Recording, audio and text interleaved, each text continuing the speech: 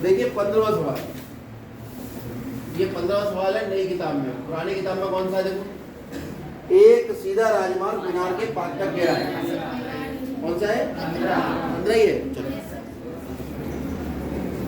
तो पुरानी बुक में भी 15 ही है। प्रश्नावली 9.1 एक ही प्रश्नावली है।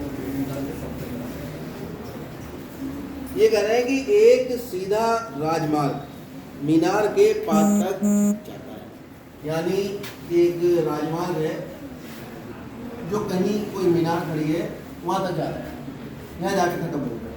ये नाम रख दो ए बी, तुमने इसका नाम ए बी रख दिया, इसका मीनार लिख दिया, तो ये मीनार हो गई। ताजमहल लिख दोगे ताजमहल हो जाएगी, ठीक है। और रेलवे स्टेशन लिख दोगे रेलवे स्टेशन, ठीक है। सवाल में मीनार है, इसलिए मीनार सीधी 90 डिग्री पर खड़ी होती है, तो ये हमारा 90 डिग्री पर मीनार।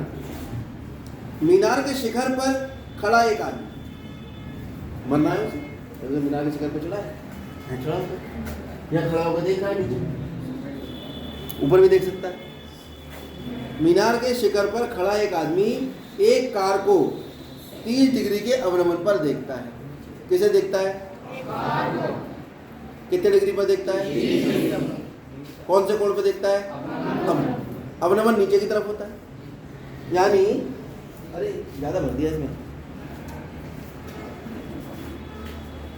नजर का टीका लग गया।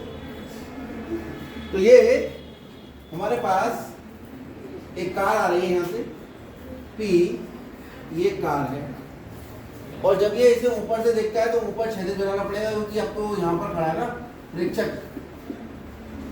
प्रेक्षक जो है वो यहाँ खड़ा है, यहाँ से वो सामने देख रहा है, सामने का नीचे देखेगा एक कार को, ये देखा इसने कार को, तो अवनमन जो बना इसका वो कितने डिग्री बना? समझ में आ गई बात? कुछ बच्चे यहाँ से बना देते हैं कोण 30। फिर क्या हुआ?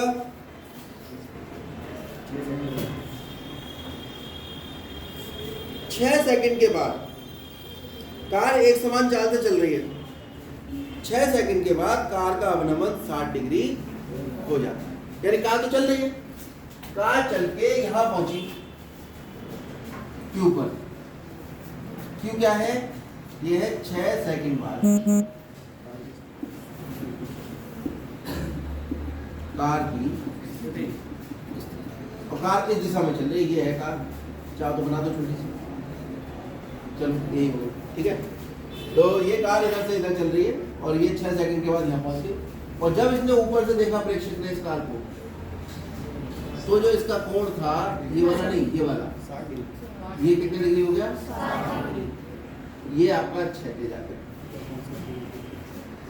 क्षैतिज सही अवनमन कोण। बात क्लियर हो गई? अब क्षैतिज तो इसके समांतर होगा, जब ये दोनों भुजाएं समांतर है और ये तिर्यक है, तो ये कोण कैसे हुआ? एकांतर। ये 30, तो ये कितना हो जाएगा? 30, और ये 60, तो ये कितना हो जाएगा?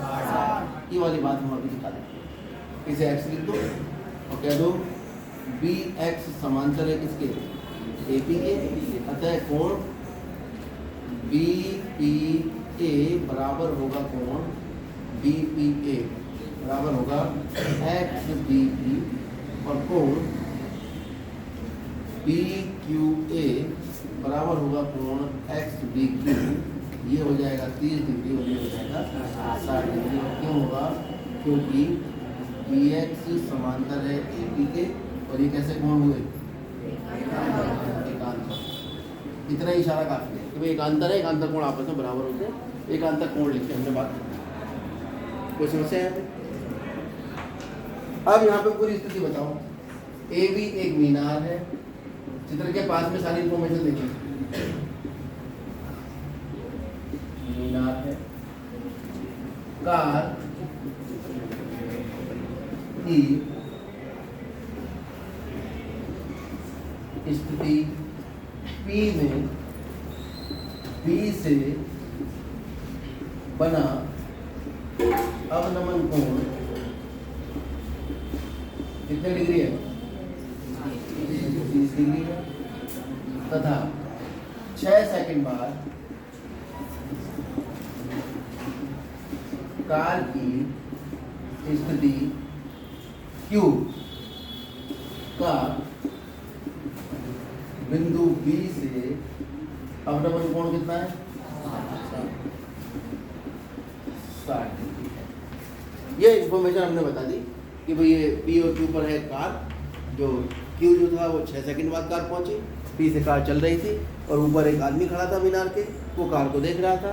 जब उसने पहले देखा तो 30 डिग्री अवनमन कोण था, और जब कार चल के यहाँ तक पहुंची 6 सेकंड में, तब तक उसने कार को देखा तो कोण 60 डिग्री।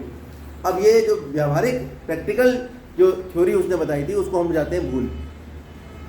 ठीक है, मुद्दे पर आ जाते हैं। ये दो राइट एंगल ट्रायंगल बन रहे हैं, समकोण त्रिभुज बन रहा है, नहीं एक समकोण त्रिभुज बन रहा है और एक समकोण त्रिभुज बन रहा है, और मुझे ये वाली दूरी ज्ञात करनी है। पूछा क्या है मुझसे, मीनार के पास तक पहुंचने में लगा समय, यहाँ से कार कितनी देर में यहाँ तक पहुंची वो समय मुझे निकालना है।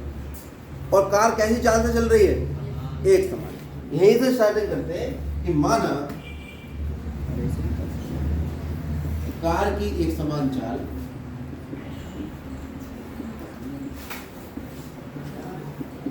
x मीटर प्रति सेकंड, कोई दिक्कत इसमें किसी को? जब कार की चाल x मीटर प्रति सेकंड है तो 6 सेकंड में कार कितनी दूरी तय करेगी? 6 सेकंड में कार द्वारा तय दूरी, दूरी बराबर क्या होता है? चाल गुणा समय। अरे पढ़ा है, चाल बराबर दूरी बटा समय, 7वीं क्लास में पढ़ा होगा। चाल बराबर दूरी बटा समय, तो दूरी किसके बराबर आ जाएगी? चाल गुणा समय। तो भाई दूरी बराबर चाल गुणा समय। चाल कितनी है कार की? x, और समय कितना है? और दूरी कितनी आ गई? 6x, और दूरी का मात्रक मीटर, और 6 सेकंड में कार P से Q पर आ रही, तो यानी यहाँ से यहाँ तक जो दूरी है वो कितनी हो गई? कोई समस्या इसमें? अब हम थोड़ी स्टार्ट करते। अब तो हम यही करते हैं, त्रिभुज पकड़ते हैं। ठीक है, एक त्रिभुज ले लो BAQ, ये कोण 60 डिग्री है, tan 60 बराबर लंब बटा था। एक त्रिभुज ये ले लो ABP, tan 30 लगाओ लंब बटे आधार। तो पहले इसमें लगाते हैं त्रिभुज BAP में। इसमें यही सवाल होते हैं, दो त्रिभुज होते हैं आपके कोर्स में, दो ही त्रिभुज है, उसमें tan लगाओगे। ज़्यादातर क्वेश्चन में tan नहीं लगता क्योंकि लंब और आधार में करेक्शन पूछता है। tan लगा के दो tan लगाओगे, दो समीकरण बनेंगी। उन दो समीकरणों को प्रतिस्थापन विधि, विलोपन विधि, ठीक है, इनमें से किसी एक विधि से आप उसे हल कर दें। यही होता है बस कि पहले दो त्रिभुज बने, दो त्रिभुज में हमने tan लगाया, और tan लगा के हमारे पास दो समीकरण आए, उन्हें हमने हल कर दिया। देखते हैं अभी समझ में आ जाएगा। tan 30 निकालो जरा इसमें, tan 30 लंब बटे BA बटे आधार कौन है? BA तो पता नहीं, BA को AB लिख दो। AB तो मीनार की ऊंचाई है, बटे PA कितना है? 6x प्लस AQ, कोई दिक्कत इसमें? और tan 30 कितना होता है? 1 बटे वर्गमूल 3, तिरछी गुणा कर दो। वर्गमूल 3 AB बराबर 6x प्लस AQ। समीकरण 1 डाल के इसको छोड़ना, तो करोगे क्या? इसमें तो कुछ समझ में नहीं आ रहा। अब दूसरा त्रिभुज देखो, त्रिभुज BAQ, BAP तो कर दिया था, ABP है, BAP तो एक ही बात है। अब हम देख रहे हैं त्रिभुज BAQ, इसमें निकालेंगे tan 60। tan क्या होता है? लंब बटे आधार। तो इस वाले त्रिभुज में लंब AB होगा, आधार कितना होगा? या 1। PQ होगा, ठीक तो है, बिल्कुल ठीक है। चलिए, तो tan 60 का मान कितना होता है? AB बटे AQ, तिरछी गुणा कर लेना। वर्गमूल 3 AQ बराबर AB, समीकरण नंबर क्या कहा था मैंने? प्रतिस्थापन या विलोपन। AB का मान समीकरण 2 से कहाँ प्रतिस्थापित कर दोगे? समीकरण 1, क्योंकि AB मुझे चाहिए नहीं ना, AB का मेरे पास क्या काम है ना। इसने पूछी मीनार की ऊंचाई, मुझे तो ये दूरी चाहिए, इससे तो मतलब है, ठीक है। तो ए बी को कर दो गायब, कैसे?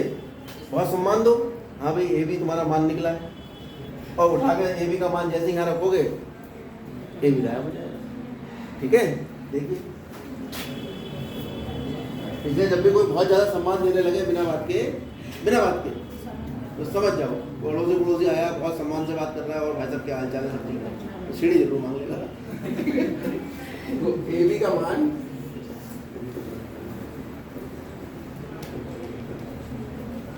समीकरण 1 में रख लें, ठीक है। रखो वर्गमूल 3, ए बी का मान है कितना? वर्गमूल 3 1। चलो पहले लिख देता हूँ ए बी बराबर 6x प्लस ए क्यू, क्योंकि ए बी का मान है वर्गमूल 3 1, तो रख देते हैं, रखने पर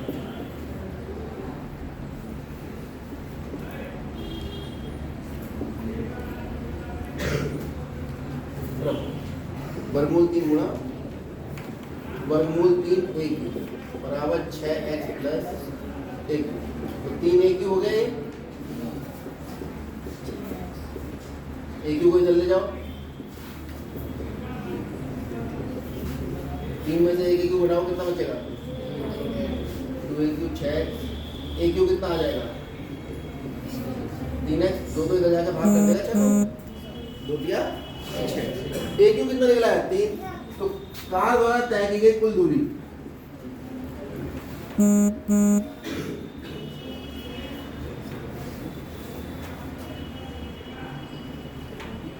कितनी दूरी तय कर रही है कार? पी ए दूरी तय कर रही है। कार ने पीछे से चलना शुरू किया था और चलकर कहां तक आई? ए तक आई। इसको हटा के मैं पी थोड़ा ठीक से बनाऊंगा। ये कार, तो पी ए जो है वो कितना है? 6x प्लस 3 है, क्योंकि ये 6x था और क्यू ए कितना निकाला हमने? टोटल पी ए कितना हो गया? आप चाहो तो इसको 2 पार्ट में लिख लो, पी क्यू प्लस क्यू और समझ में आ जाए कितना हो गया? 9x मीटर दूरी निकल कर आ गया। अब क्या निकालना है हमें? समय, ठीक है। पी से मीनार तक